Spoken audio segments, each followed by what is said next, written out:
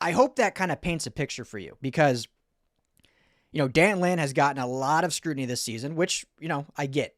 I think because the expectations for this defense, not for this team necessarily, but for this defense were maybe a little unfair coming in to this season, strictly based on the youth and the inexperience.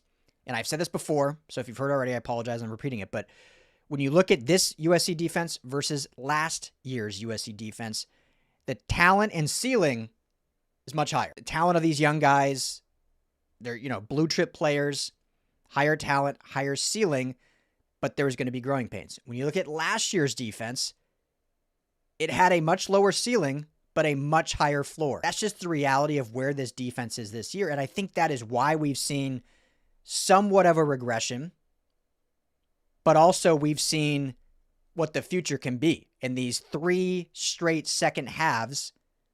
Last week, 0 points. The previous 3 points each shows you where the direction this is headed. Shows you that Dan Lin and this staff is an absolutely phenomenal defensive staff. So for everyone that wanted every first possession to fire Dan Lin, fire the secondary coaches, you've got to see big picture what's going on here and what they're molding and developing and working with. It is a lot of youth.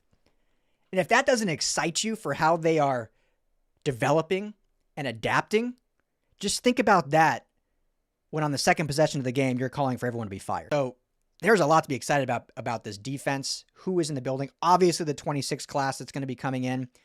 This is the coaching staff you want to develop them because we're seeing it. We're seeing it in these second halves. None of them have the youth and an experience that SC has on defense, and yet USC has a chance to fight their way into the college football playoff. That is coaching, that is culture, and that is skill set that these young kids have that is only going to get better. Only going to get better. So the future's bright.